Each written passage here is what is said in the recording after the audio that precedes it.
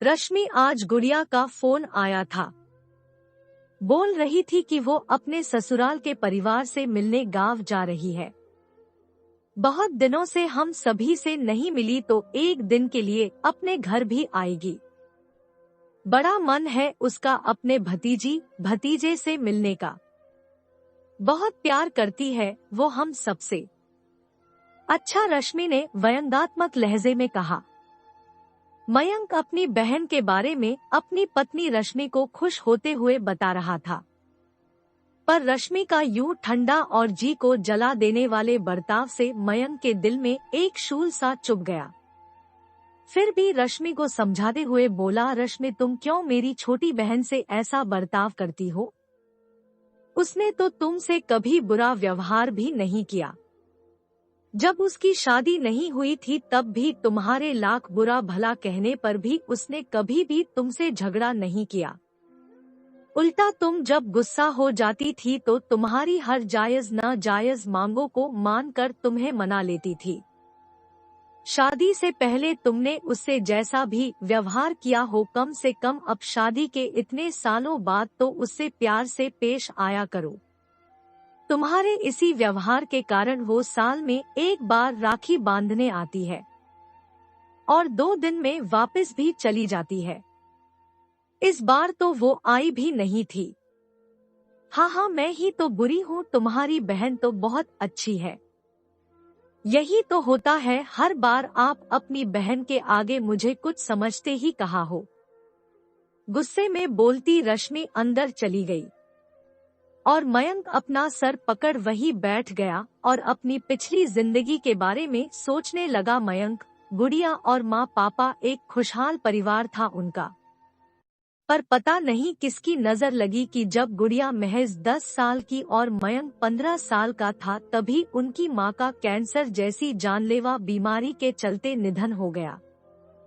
रोते बिलखते दोनों बच्चों को उसके पापा ने अकेले ही संभाला। कहते हैं कि जिन बच्चों की माँ नहीं होती वो बच्चे जल्दी बड़े हो जाते हैं। वैसे ही मयंक और गुड़िया भी बहुत जल्दी समझदार हो गए थे।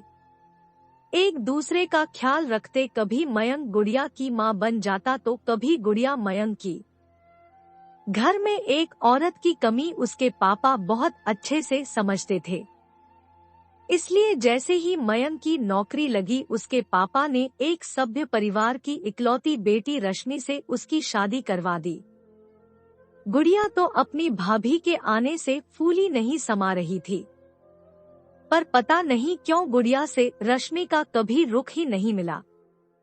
रश्मि को हमेशा यही शिकायत रहती कि पापाजी और मयंक दोनों सिर्फ गुड़िया को ही प्राथमिकता देते हैं। गुड़िया ने भाभी का ये वहम दूर करने के लिए हमेशा हर बात में भाभी को आगे रखा, पर रश्मि ने कभी गुड़िया को समझा ही नहीं। उसे तो वो सब उसका नाटक लगता था। शादी के बाद जब पापा थे तब तो फिर भी गुड़िया 2-4 महीने में उनसे मिलने के बहाने आ जाती थी, पर अब तो मयंक के बुलाने पर भी वो अपने बच्चों की पढ़ाई या किसी और बहाने से आने को मना कर देती है।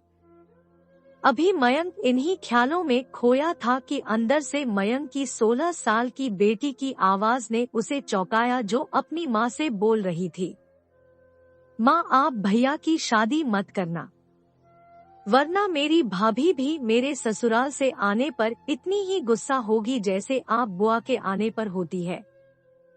तभी बेटा बोला, हाँ माँ, पापा बुआ से कितना प्यार करते हैं और बुआ भी हम सबसे कितना प्यार करती है। वो जब भी आती है आपसे कितने प्यार से बात करती है, पर आप हमेशा उनसे रूखी रूखी बात करते हैं।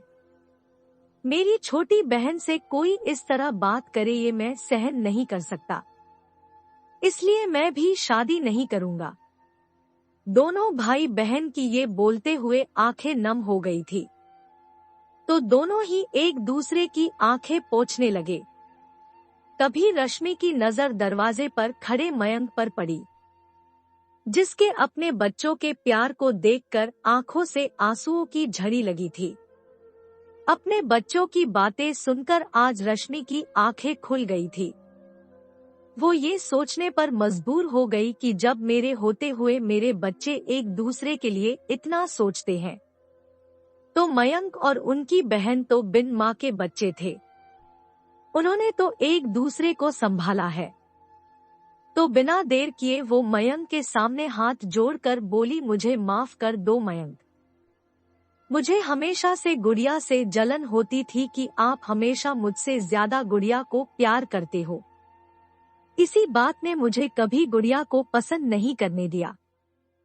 पर आज बच्चों की बात सुनकर एहसास हुआ कि बहन भाई का प्यार दुनिया में सबसे प्यारा होता है, उसकी जगह कोई नहीं ले सकता, एक बीबी भी नहीं। अब से मैं पूरी कोशिश करूंगी कि गुड़िया की अच्छी भाभी बन सकूं। और बच्चों, तुम दोनों भी मुझे माफ कर दो। मेरी वजह से तुम दोनों का भाभी नाम के रिश्ते से विश्वास उठ गया। पर बेटा, हर भाभी मेरी तरह बुरी नहीं होती, कुछ तुम्हारी बुआ की तरह अच्छी भी होती है। तुम लोगों ने तो देखा ही है न वो अपनी ननद से कितना प्यार करती है। रश्मि की बात सुनकर दोनों बच्चों ने अपनी माँ को गले लगा लिया। मयंक ने भी अपने पूरे परिवार को एक साथ बाहों में भर लिया। तभी रश्मि अपने आंसू पोंछते हुए मुस्कुराकर बोली, चलो चलो, अब सब ऐसे ही रोते रहोगे कि बुआ के आने की तैयारी भी करोगे। इस बार उनका स्वागत बहुत स्पेशल होना चाहिए। रश्मि की बात सुनकर बच्चे खुश होते हुए बुआ का कमरा तैयार करने चले गए। तभी मयंक रश्मि के करीब आकर बोला, इस बार गुड़िया का स्वागत तो वैसे ही स्पेशल हो जाएगा, क्योंकि इस बार उसकी भाभी जो दरवाजे पर मुस्कुराते हुए मिलेगी। अपनी लाख कोशिशों के बाद जो मैं न कर सका, वो आज बच्चों ने गुड़िया को उसकी भाभी और मुझे मेरी प्यारी बीबी को समझाकर कर दिया। मयंक की बात सुनकर रश्मि डबडबाई आंखों से माफी मांगते हुए मयंक के सीने से लग गई और मयंक ने भी उसे अपने बाहों के घेरे में ले लिया। सखियों, मैं सिर्फ इतना कहना चाहती हूँ कि कभी कभी जो बात हमें समझ नहीं आती वो बात बच्चे अपने व्यवहार, अपनी बातों से हमें सिखा और समझा देते हैं।